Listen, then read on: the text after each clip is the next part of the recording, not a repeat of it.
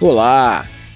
Estamos iniciando mais um programa Movimento Empresarial, sempre trazendo uma discussão importante sobre negócios, inovação, empreendedorismo e oportunidades. Eu sou Rogério Bon e hoje vou conversar com dois convidados muito especiais. Gustavo Sporleder, ele que é um especialista em seguros, em conexões, em soluções para a área da saúde e vai trazer para nós algumas ideias muito importantes. Também conversei com a Verônica De Benedetti, uma arquiteta que dedica sua carreira à preservação de prédios históricos e oportunidades de negócios ligados a essa área. Vale a pena conhecer. Você sabe, as dicas de gestão empresarial são com a Vera Brock. As dicas de saúde bucal com a cirurgiã dentista Aline Martins e Silva. O programa Movimento Empresarial tem o apoio da MacroOffice, o seu local para eventos aqui em Porto Alegre. Também da Priscila Oliveira, responsável pelas imagens do nosso programa. E da Canadá Intercâmbio, do idioma à imigração. O programa Movimento Empresarial é feito para você e está começando a partir de agora.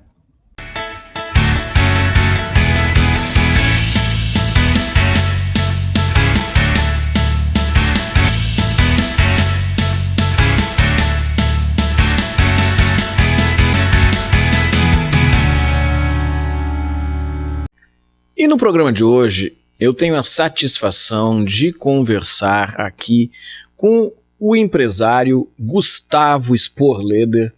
E nós vamos conversar sobre alguns temas muito interessantes para o momento que nós vivemos aí no nosso país, em especial sobre questões ligadas à saúde. Gustavo, seja muito bem-vindo aqui ao nosso programa. Muito obrigado, Rogério. Quero ver o quanto eu consigo participar e contribuir. Esse assunto é muito delicado. É muito delicado, mas tu é uma pessoa que tem uma experiência muito grande. Eu quero justamente começar te pedindo para tu falar um pouquinho da tua trajetória profissional e para que as pessoas possam te conhecer um pouco mais. Bom, vamos lá. Comecei a trajetória empresarial em 1991, mais de 33 anos atrás, dentro de um ambiente totalmente diferente do ambiente de hoje. Não existia sequer um arcabouço legal, jurídico, como tem hoje no mundo da saúde. Não existia a Agência Nacional de Saúde, e dentro de um desenho em que se criou um ambiente especificamente para empresas de médio e grande portes. Ou seja, as empresas que começaram a ter os seus próprios planos de saúde, exatamente pela escassez e pela dificuldade das operações de saúde no Brasil. Então foi aí que eu comecei, em 91, fiz a minha formação em administração de empresas e depois fui buscar toda uma formação nessa área da saúde, que era escassa, pouco ofertada. Fui buscar um MBA na Fundação Gaúcha, na FGV, lá em São Paulo, para exatamente, dentro do conceito estratégico de saúde, para exatamente tentar aplicar aqui no Sul, em um específico cliente que nos honrou com a responsabilidade de exatamente montar uma estrutura de saúde para isso. Foi a Elevadores Sur, olha aí, que hoje é a empresa aí, alemã ThyssenKrupp Elevadores. Então foi realmente uma trajetória muito bacana. De lá para cá a gente cresceu bastante, buscou inclusive novos clientes, desenvolvendo essa operação própria de saúde. E depois veio em 98 o arcabouço novo, com a Agência Nacional de Saúde, e aí tudo modificou. De certa forma trouxe um pouco mais de credibilidade nas operações, mas nós tínhamos pouquíssimas operações aqui no Sul, em especial lá a própria Unimed, por exemplo, e Bradesco, e hoje a oferta realmente é bem maior.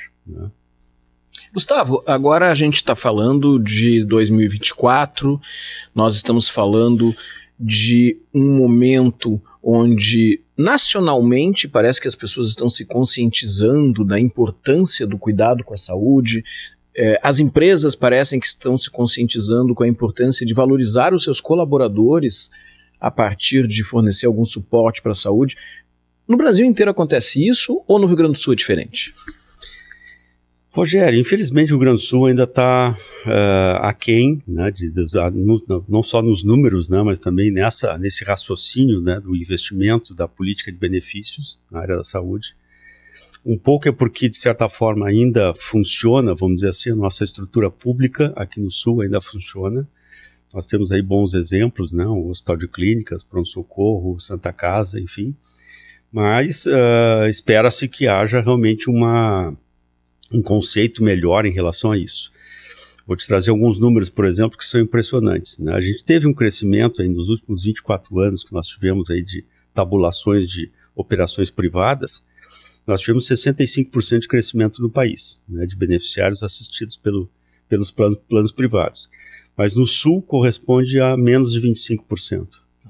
Enquanto a gente tem em São Paulo e Rio de Janeiro, 45%, 36%, respectivamente, né, de beneficiários assistidos. Então, assim, é quase o dobro, se nós pensarmos, né? Então, a gente sabe que o Rio Grande do Sul, nesse ponto, ainda está muito aquém e precisa realmente que as empresas tenham essa consciência do quanto que ela precisa buscar essa solução e evitar a sobrecarga até mesmo da estrutura do SUS. Saiu recentemente, inclusive, não é só Porto Alegre, mas Porto Alegre acaba sendo um hub exatamente, né, de fornecimento e retaguarda da estrutura pública, teve aí 470% dos PAs aqui sobrecarregados. E não é só por causa do inverno, é porque realmente eles já vêm se sobrecarregando já há bastante tempo, claro. Agora a questão das enchentes, teve unidades fechadas, né, tendo que ser reestabelecidas, mas mesmo assim é um número estrondoso. 470% que a gente tem é 470 pessoas aguardando sem leitos, sem unidades de atendimento. Então, realmente as pessoas ficam ou sem o atendimento ou em fila de espera, né?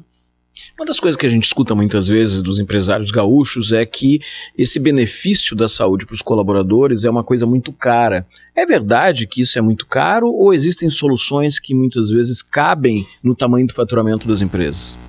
O que a gente tenta, inclusive, colocar para o empresário, e hoje existem assim modalidades bem distintas, né, de operação, das mais econômicas, as de entrada, né, os produtos de entrada, até produtos mais sofisticados.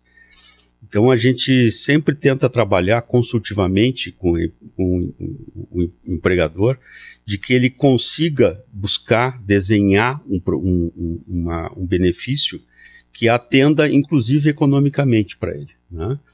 Então hoje tem produtos de entrada, existem operadoras mais enxutas, a gente sabe que o sistema de remuneração ainda é um sistema nesse conjunto de todos os players atuantes, ainda é um sistema muito perverso, né, porque infelizmente a estrutura da saúde acaba se autogerando, né? Ela recebe por produção, né? Então o médico produz às vezes até além daquela necessidade, os serviços de laboratoriais acabam produzindo a necessidade. Nós temos um indicador bem importante que em torno de 70% dos resultados dos exames são negativos, ou seja, em tese eles não seriam necessários, e não existe uma intercomunicação dessas estruturas todas, né, a ponto de que um beneficiário poderia utilizar uma estrutura e ele não ter necessidade de fazer uma repetição, por exemplo, de exames, né? Então a gente sempre tenta trabalhar o empresário dizendo que ele pode buscar um produto que seja um produto mais de entrada, mais de melhor acesso, mais economicamente viável, né? Mas não deixar sem a saúde, sem o benefício, né? E quando a gente está falando de oferecer esse benefício para os colaboradores das empresas e que as pequenas empresas também têm condições, a gente está falando de que tipo de operadoras? Quais são as operadoras que normalmente os seus clientes buscam? Hoje a gente tem, assim, o Rio Grande do Sul, Porto Alegre em especial, né, tem, claro, um nome bem forte, a Unimed é muito forte aqui, né, resultado de investimentos, né, e o formato como ela, de certa forma, opera, né, uma cooperativa médica que houve uma adesão muito forte dos médicos. E existem as seguradoras, né, e aí a gente pode dar o nome assim como Bradesco, Sul América, e as medicinas de grupo, né, que a gente tem aí o CCG, que recentemente foi comprado por uma grande operadora, a Apvida, né, que é realmente a maior operadora do país. Existe a Dr. Clean, existe a Sulmed, existe a OnMed. Então existem operadoras que têm estas classificações, né, no caso, principalmente as medicinas de grupo, que elas tendem a ter realmente uma precificação mais viável para que haja realmente assim, até para os pequenos, principalmente, né, mas não ficarem sem. Né? E as seguradoras têm a característica delas é a questão do reembolso. Praticamente elas têm um referenciamento de rede médica, mas elas atuam no sistema de reembolso. Essa é a grande diferença em relação às operações tradicionais. Hoje em dia se fala da necessidade de retenção de talentos, porque cada vez é mais difícil encontrar pessoas qualificadas para atuarem nas áreas. De um lado, existem vagas que dificilmente são preenchidas e, ao mesmo tempo, existe um grande contingente de pessoas desempregadas, porque não tem a qualificação necessária, em muitos casos, para estarem atuando dentro de uma determinada empresa. Oferecer um plano de saúde, oferecer uma saúde complementar para as pessoas, é uma forma de reter talentos? Sem sombra de dúvida. Rogério, inclusive até... já sempre foi uma preocupação, né, que a questão do benefício de saúde acabava sendo assim o segundo maior custo de pessoal depois da folha, né?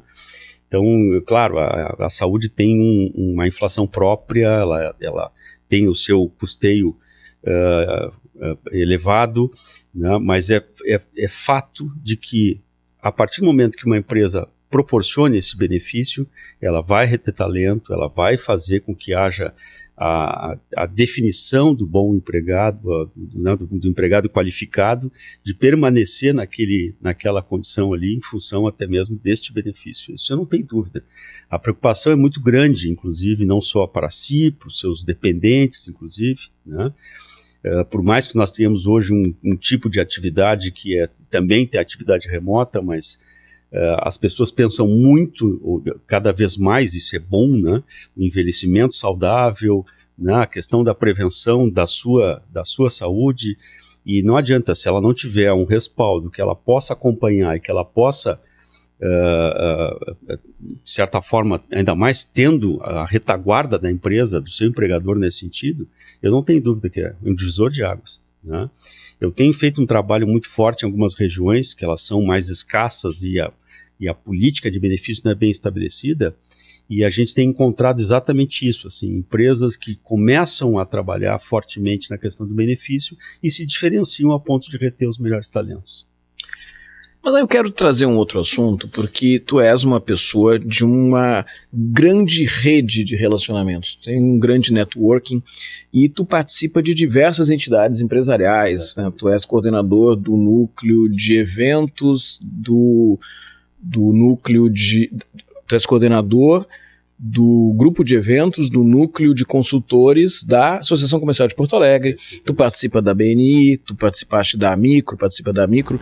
Qual a importância que tu vê de um empresário estar conectado com as entidades empresariais? A gente sabe o quanto elas são representativas, o quanto tem as suas importâncias. O empresário, quando ele está nessa condição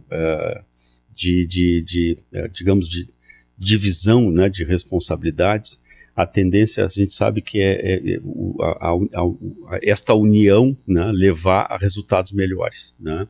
Um dos papéis, inclusive, que eu estou fazendo, né, hoje, tem a responsabilidade, a honra de fazer para a Associação Comercial e para a Micro, Associação das Micro e Pequenas Empresas de Porto Alegre, é exatamente montar a cesta de benefícios que envolve a parte de saúde e outros seguros que a gente também atua, né?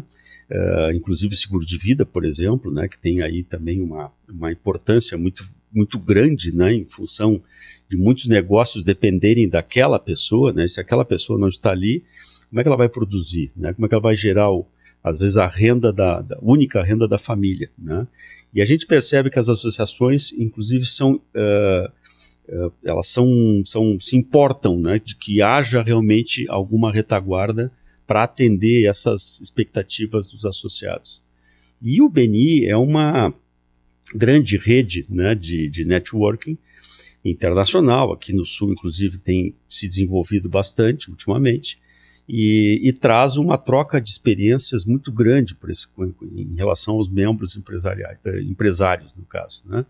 Então é uma oferta muito grande ali de experiências que a gente está vivenciando. É muito bom. Isso é realmente, por mais de 32 anos, 33 anos de carreira, a gente acha que sabe tudo. Não, a gente tem muita coisa para aprender e aprende, às vezes, até com os mais novos, né? Isso é muito interessante. E sempre se conhece alguém que pode nos conectar com uma outra pessoa. Muitas vezes se assiste um palestrante que a gente não teria acesso se não fosse através de uma entidade empresarial, e ajuda muitas vezes a construir os destinos da entidade, participando de grupos, de núcleos da diretoria. Perfeitamente. Existe eu acho, até da minha parte, né, uma intenção de doação, de entrega, né, das experiências, mas existe naturalmente assim, uma troca completa, né, das experiências com os demais atuantes lá. Nosso NUCOM, por exemplo, né, que foi um desafio interessante, que é o núcleo de consultoria da Associação Comercial. Da Associação Comercial, exatamente. Né, nós estamos trabalhando fortemente para criar talentos ali dentro da própria associação, de certa forma, para poder proporcionar para todos os associados que possam e queiram buscar nossas experiências, né? Recentemente fizemos aí uma rodada de negócios, que houve uma troca de informações e experiências das atividades e criação dessa teia de relacionamentos. Lá internamente a gente já está querendo, inclusive, expandir isso de certa forma aberta, né, para outros associados e até mesmo empresários que queiram ter este acesso a essa rodada e eventualmente até vir a serem associados nossos. Gustavo, a gente está chegando ao final aí do nosso bloco. Eu vou pedir para tu deixar uma mensagem para quem está nos assistindo aqui no nosso programa. Olha, o reforço que eu faço realmente é a empresa, o empresário, né, ele trabalhar fortemente com a política de benefícios. Eu acho que isso realmente vai criar diferencial importante. Não importa o porte, o tamanho ou a área de atuação da empresa, eu vejo que é cada vez mais crucial para que as pessoas, as empresas pensem nas suas pessoas. Não existe CNPJ sem um CPF saudável, um CPF bem estruturado. Então esse é o meu recado, né, de que seja muito importante, né, para a condução e sucesso das empresas que elas tenham uma boa política de benefícios, para que aquela estrutura de pessoas ali que fazem rodar realmente a engrenagem dos negócios, elas estejam muito coerentes até mesmo com a política e cultura da empresa. Gustavo Sporleder, muito obrigado aí por esse nosso bate-papo. Muito obrigado por você aí, por me convidar.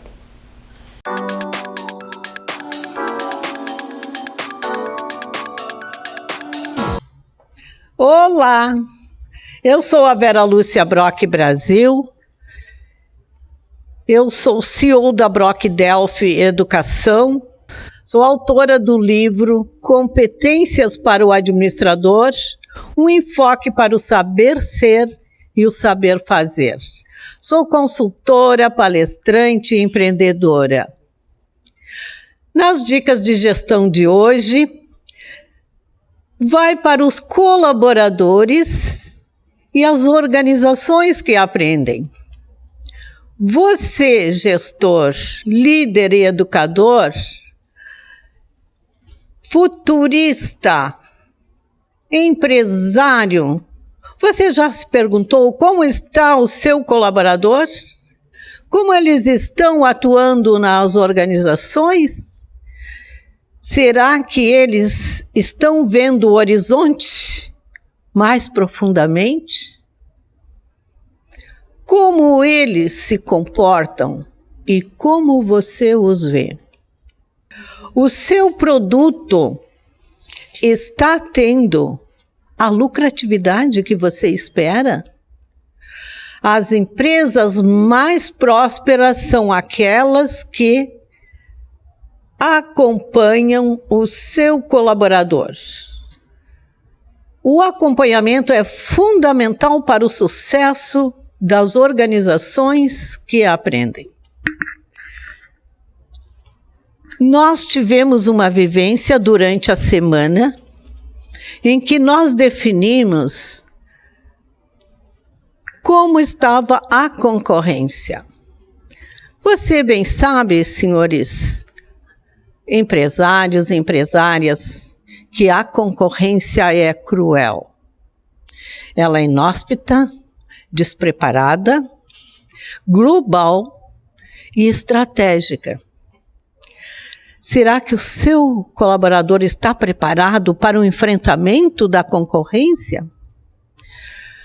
Compreendo que os mercados são estratégicos, forçando o processo de transformação das empresas e a gestão organizacional. Um exemplo que tivemos durante a semana foi quando 40 empresários, durante a manhã, com o lema: enquanto a concorrência dorme, nós trabalhamos. Com certeza, 40 empresários que trocaram as suas vivências. Em 3 minutos, cada empresário trouxe a sua experiência com a concorrência internacional, o comportamento dos seus colaboradores e a gestão otimizada com qualidade. Cada dia se transformam. A mudança, ela é permanente. Precisamos estar preparados. Como diz Peter Senge, as organizações que aprendem são aquelas que têm sucesso. As organizações que acompanham seus colaboradores no processo de aprendizado são as proativas, de crescimento constante. Então, veja como está a sua gestão. Como está o seu negócio? Está ativo? Está em concorrência? Você, líder e educador, que faz a gestão da sua organização, deve saber que cada vez mais precisamos apoiar o colaborador para poder acelerar o seu negócio. Essas são as dicas de gestão de hoje. Gostou? Então, vem comigo para a próxima terça-feira no Movimento Empresarial. Até lá!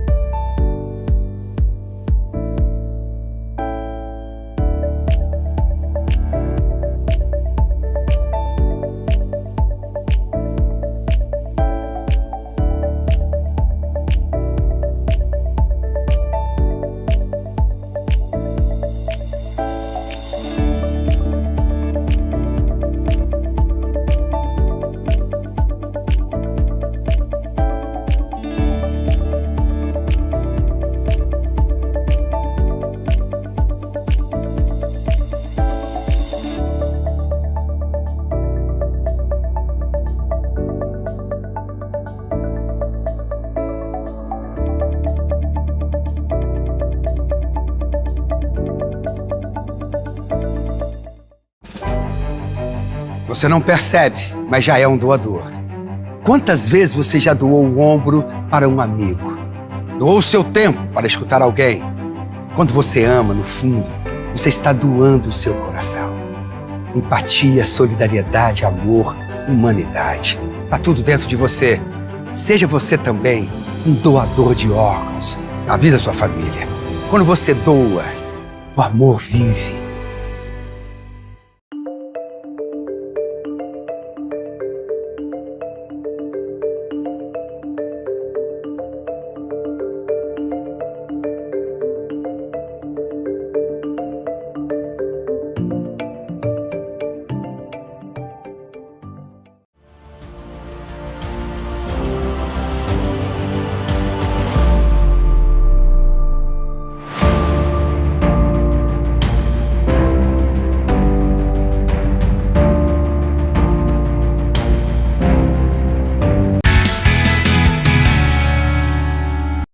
No programa de hoje, nós vamos conversar com uma pessoa que é guardiã da memória de uma cidade.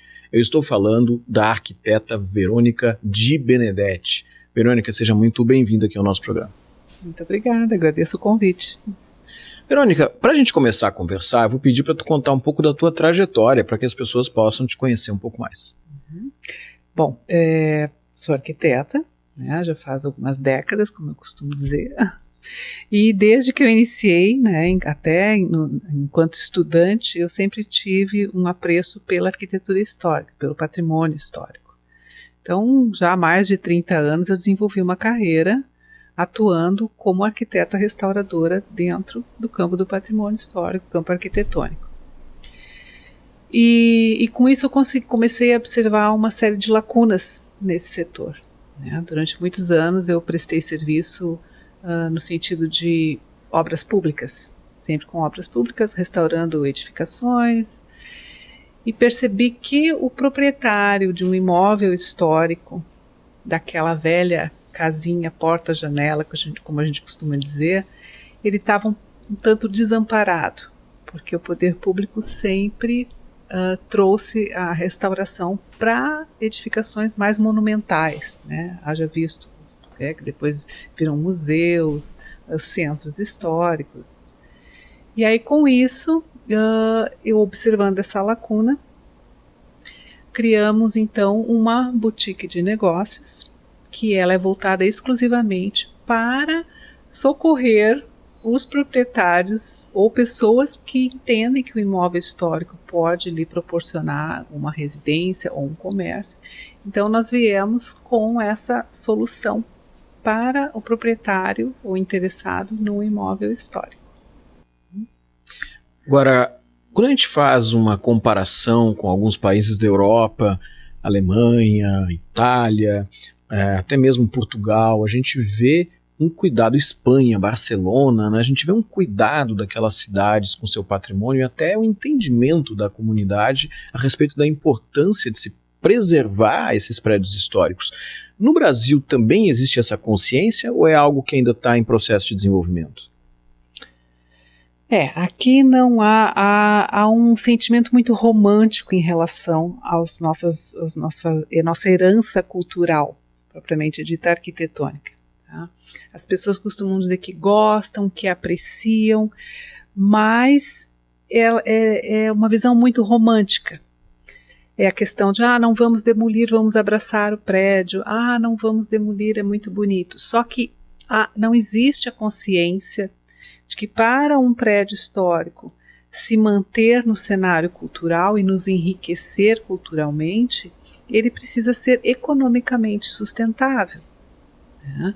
Então as pessoas gostam, mas se você começa a falar que vamos transformar isso no comércio, ou as pessoas já começam a achar isso estranho, porque é uma visão romântica. Né? Quando tu começa a explorar aquilo comercialmente, boa parcela já não vê isso com bons olhos, acha que o governo tem que cuidar de tudo que é patrimônio histórico, quando na verdade é uma responsabilidade de todo cidadão. Né? Porque quando a gente preserva um patrimônio histórico, arquitetônico, monumental, nós estamos preservando a nossa história, a nossa identidade como povo. E quando a gente fala assim, nosso patrimônio cultural são as nossas raízes. Eles são as nossas raízes, eles nos dão sentido e nos ensinam, né, o que deu certo. Agora é muito curioso que nós, né, estamos saindo de uma catástrofe ambiental, né, de uma inundação, e quando você começa a olhar os prédios históricos, eles estão em muito melhores condições do que as edificações modernas que passaram pela inundação. Então, eles têm muito a nos ensinar, enquanto técnica construtiva, enquanto materiais, e com isso, você preservando isso, você aprende para não cometer erros, né? Então, se a gente apaga a nossa história, você tende a repetir. Se apagou, você pode repetir erros, né? Se você manteve, você pode repetir soluções que deram certo.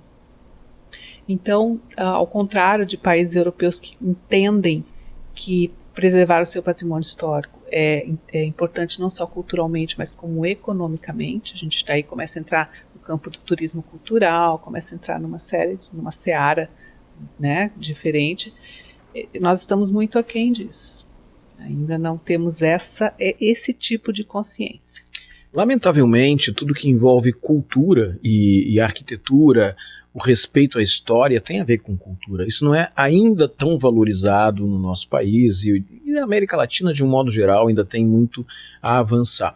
Mas eu queria entender um pouco mais como é que tu colabora com as pessoas no sentido de auxiliar nesse processo. Bom, nós temos, eu estou assim, muito feliz com feedbacks de clientes, que é justamente esse cliente que optou por morar num imóvel histórico, e um imóvel histórico, principalmente quando ele é reconhecido pelo poder público, ou seja, ou ele é tombado, ou ele é inventariado, ele tem uma série de particularidades. Particularidades enquanto legislação, particularidades enquanto técnica construtiva, manutenção, e a própria exigência do poder público na manutenção daquele bem. Então, tem uma grande parcela de pessoas que possuem imóveis históricos e não sabem que ela pode ter desconto ou até mesmo isenção de IPTU, não sabe que ela pode fazer uso de benefícios de incentivos fiscais por lei de cultura, que ela pode ter desconto em SSQN, ela tem uma série de benefícios que ela não faz a menor ideia. Eu tenho clientes que tinham índices construtivos, que é um direito de quem possui um imóvel tombado ou inventariado em Porto Alegre, que tinha 400, 600 mil, que poderia vender índice construtivo e não fazia a menor ideia. Né? Agora eu tenho um cliente que como nós trabalhamos com todo tipo de assistência para a pessoa interessada no imóvel histórico, até mesmo agenciamento imobiliário. Então nós vendemos um imóvel, uma casa histórica tombada, há 1 ano atrás, um jovem casal, e nós reencontramos eles agora, o mês passado. E foi muito bonito de ver, porque ele estava assim, irradiando felicidade. Eu disse assim, nem precisa dizer se vocês estão felizes com a casa, porque só em olhar para vocês a gente já vê. E aí o que acontece? A gente foi esclarecer para eles. Então assim, eles têm isenção total de IPTU, eles podem vender os índices construtivos, porque ela comentou assim comigo, né? Ela disse assim, olha, a casa é excelente, porque é um pé direito alto, são janelas amplas, um assoalho de madeira, uma casa ventilada, a orientação solar perfeita, a localização é no centro histórico, então tu tem um walk score, né? Que é essa vai de 1 a 100, o deles é 100, ou seja, tudo no dia a dia eles podem fazer caminhando. E ela disse assim, agora a gente quer ver o benefício de vender os nossos índices construtivos, porque no inverno a casa é gelada. Ah, mas tem salamandra, tem tudo, mas qual é a casa aqui no sul que no inverno as pessoas não têm que ligar um ar-condicionado? Passamos mais frio aqui do que os russos lá em Moscou, né? Acredito que sim. E aí com isso o que nós vamos fazer agora? Nós vamos vender esses índices construtivos e eles vão botar um sistema de calefação na casa, com o valor que eles vão poder negociar. A gente faz esse tipo de negociação para o cliente. Então eu digo assim, o nosso papel é tornar a vida de quem mora ou quem tem a intenção em adquirir um imóvel histórico mais suave, mais leve. Porque por estar há mais de 30 anos nesse setor, a gente conhece todas as legislações, a gente conhece como a gente pode trazer esses benefícios que a grande maioria sequer sabe que existe. Muitas pessoas, quando fala-se de algum tipo de empreendimento que envolve prédio histórico, se afasta. Não, isso aí não tem como, é muito difícil. E é importante conhecer alguém que possa colaborar justamente com o desalinhamento desse processo todo, conhece os caminhos, entende o que deve ser feito e também o que não pode ser feito, né? Porque as pessoas às vezes têm medo de errar ao ter um prédio histórico, né? Nós temos também um exemplo de um cliente agora, também bastante satisfeito, fico muito feliz em dizer que, assim, existia um problema, era um apartamento, tá? Problemas de acústica, porque fica na região central da cidade, na confluência de 2 grandes avenidas, e estava muito difícil. E como passamos aquele momento de trabalhar em casa, de ficar mais tempo em casa, estava ficando assim muito difícil para a família estar no apartamento. E aí ela contratou um arquiteto, que não era da área de patrimônio, e perguntou para ele se ela podia fechar a sacada, não que ela fosse criar área construtiva, área fechada, né, na sacada, mas que ela precisava de ter condições de habitar ele com saúde. Aí o arquiteto disse, não, tudo bem, não é tombado, você pode fechar. Até porque tinha um vizinho que já tinha fechado. Aí ela fechou. Aí um dia ela chega em casa e uma multa do município, porque ela havia fechado a sacada. Aí ela pegou e contratou um engenheiro para fazer um laudo das condições sanitárias do apartamento. Então ele viu lá que o número de decibéis era muito superior ao recomendado pela Organização Mundial de Saúde, por questões então de saúde, e mandou o projeto do arquiteto, mandou o projeto do engenheiro, tudo para o Departamento Municipal de Patrimônio Histórico. E depois de ter pago um arquiteto, ter pago um engenheiro, ela descobriu que não poderia ser, na verdade, primeiro acho que não era arquiteto, era engenheiro também, que não poderia ser, que teria que ser um arquiteto que teria que enviar. Então, assim, resumo da história, ela gastou com 2 profissionais, depois acabaram indicando os nossos serviços para ela. A gente criou toda uma defesa, criou todo um trabalho na instância administrativa, e hoje em dia ela continua com a sacada dela fechada, está isenta da multa, mas assim, é uma particularidade tão grande de legislação, de procedimentos, de regras quando você trata com patrimônio histórico, que não adianta você contratar um profissional que não conheça essas questões, porque vai sair mais caro do que se você, de fato, conversar com a pessoa que é o métier dela, né? Então ficamos muito contentes assim que agora ela está com o apartamento, né, com a sacada fechada. É um prédio, não é tombado, mas é inventariado pelo município de Porto Alegre, que tem suas particularidades. Então a gente fica contente quando a gente pode contribuir para essa pessoa que optou por estar no imóvel histórico. Isso é uma coisa muito interessante que tu trouxeste, porque eu sou engenheiro, sou administrador e sou engenheiro, mas eu conheço os limites do meu conhecimento, eu não vou entrar numa área que eu não domino. Então não é porque a pessoa é um arquiteto que ela vai ser especializada em imóveis históricos, não é porque a pessoa é um engenheiro que vai ser especialista em cálculo, há áreas e áreas. Então, por isso a importância de se buscar um profissional que tenha conhecimento, profundidade e principalmente experiência na área para poder solucionar esse tipo de situação como tu colocaste, né? Eu vou te pedir, estamos chegando ao final aí do nosso tempo de entrevista, para tu deixar uma mensagem para aquelas pessoas que estão nos assistindo aqui no programa. Bom, a mensagem eu acho que é assim, né, que o olhar das pessoas para os imóveis históricos se abra, porque existe um universo de possibilidades. Existe uma coisa que você no começo da entrevista falou, que os europeus dão mais valor. Tanto é que um prédio histórico tem que eles chamam de ambiance, né? Eles têm um clima diferente. Quando você vai num restaurante, quando você vai num café, que tu tem toda uma arquitetura diferenciada, um tratamento diferenciado do espaço, ele é mais aprazível.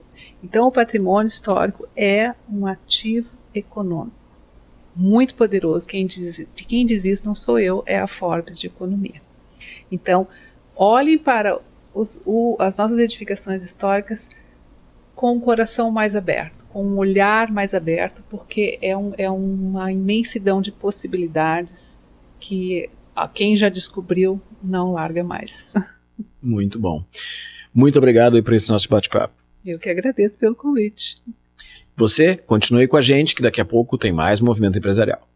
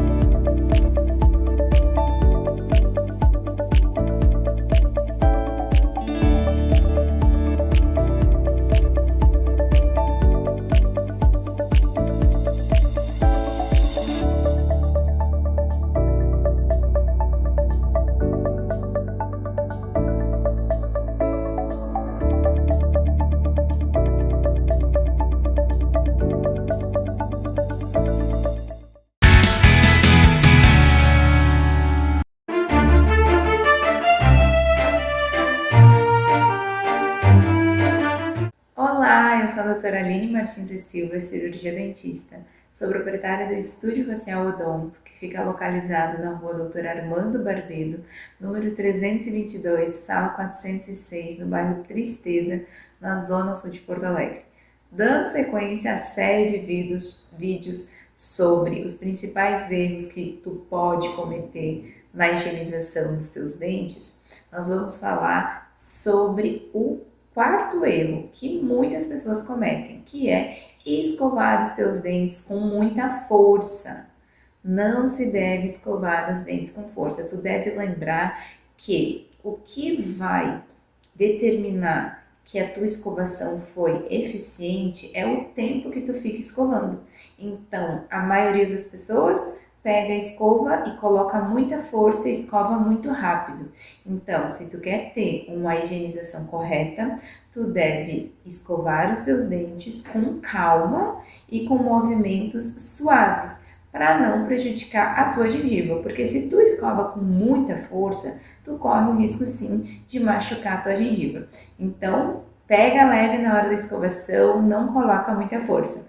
Combinado? Eu fico por aqui. Até semana que vem para mais um Dica de Saúde Bucal para o Movimento Empresarial. Até semana que vem.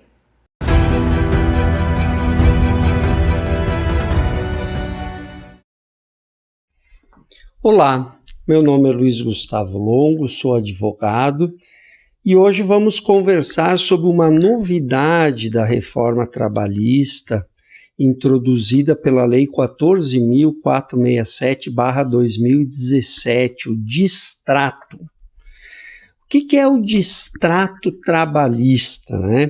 Ele está previsto no artigo 484-A da CLT.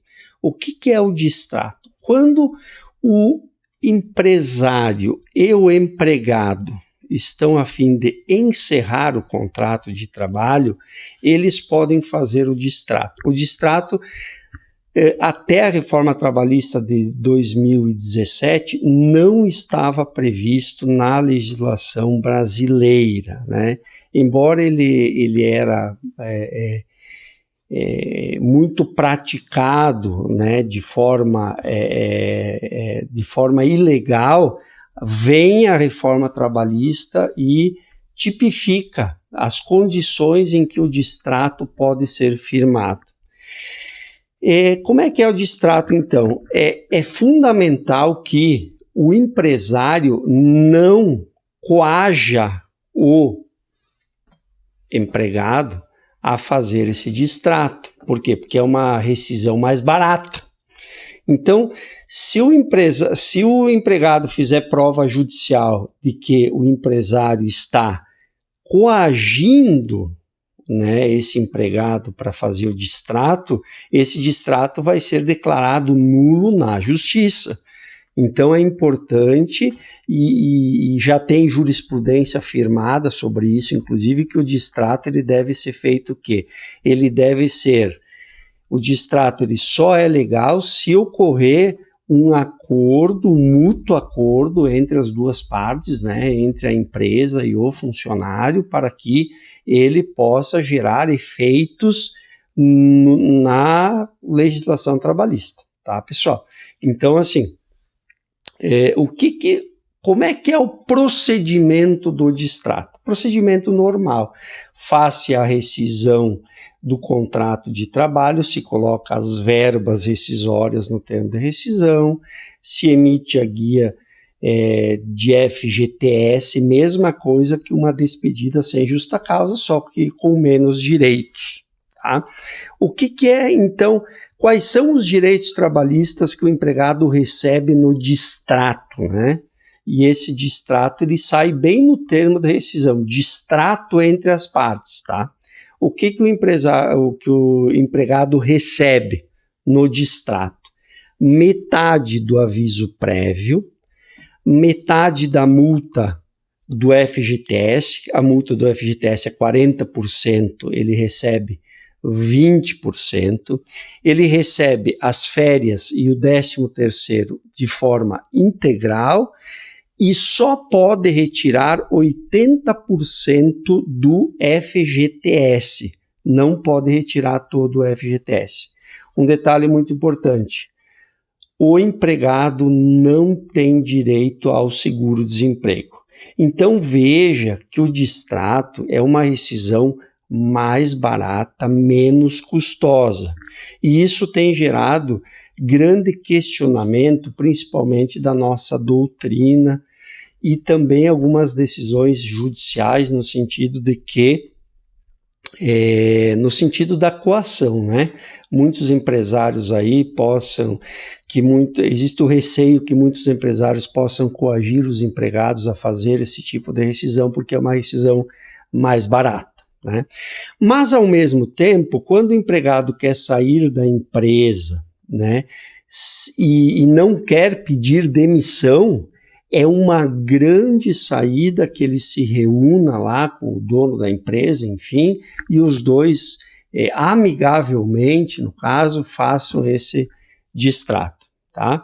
Então, é importante, novamente, para vocês fixarem bem, o que o empregado recebe no distrato, né? Ele recebe só 50% do aviso prévio, ele recebe só 20% da multa do FGTS, ele recebe o que tem para receber de férias, de 13º, e também só pode retirar 80% do FGTS que está depositado na Caixa Econômica Federal. E um detalhe muito importante, e isso tem sido motivo de que muitos distratos, né, não são feitos, o empregado não recebe o seguro-desemprego. Ok, pessoal? Foi uma grande satisfação ter estado com vocês essa noite e até uma próxima oportunidade.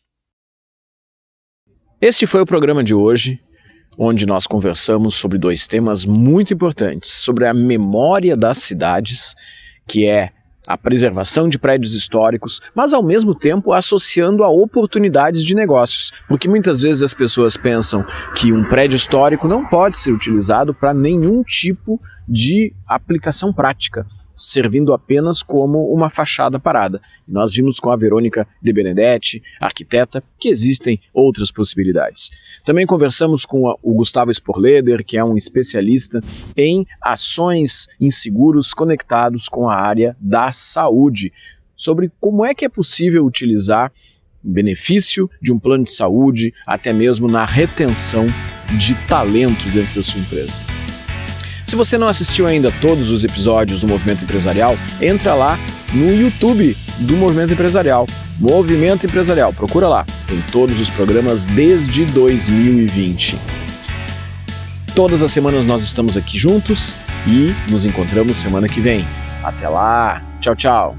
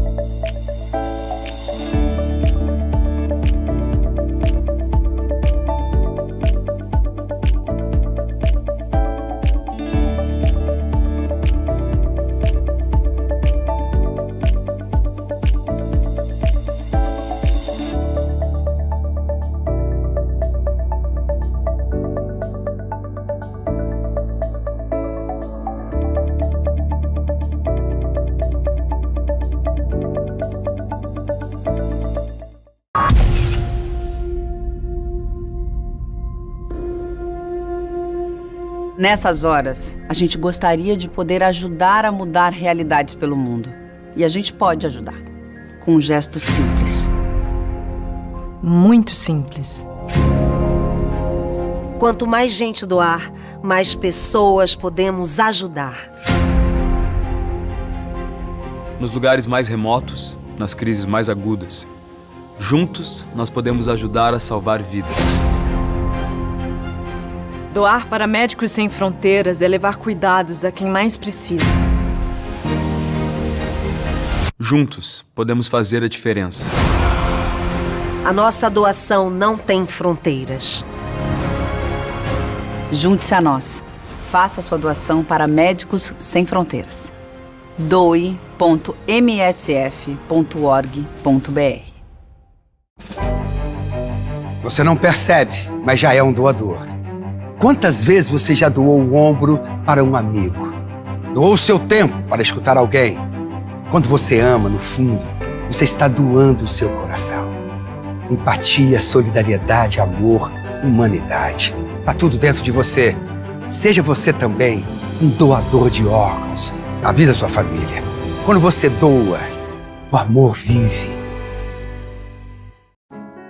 Neste momento, milhões de crianças sofrem de desnutrição severa.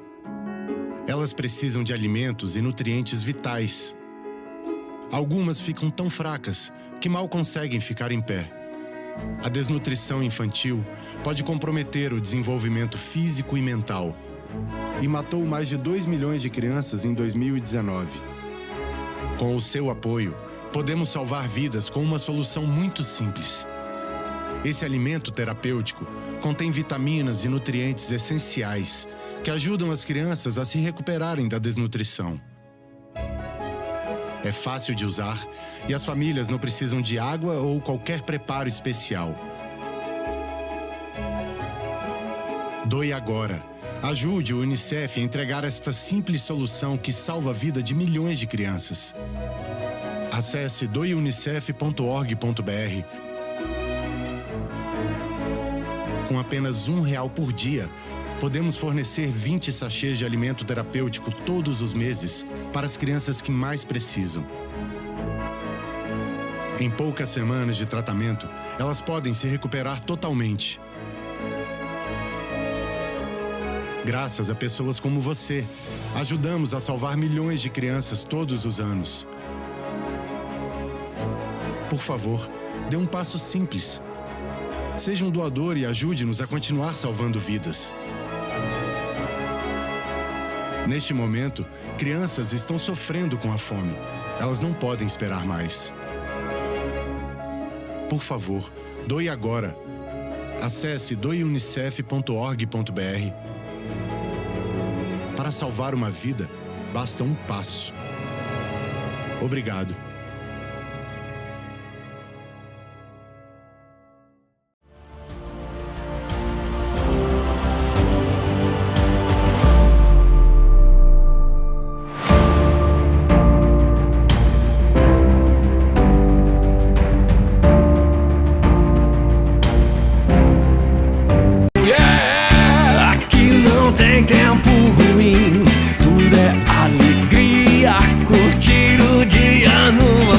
Com toda a família, com várias áreas pra curtir, é muita emoção.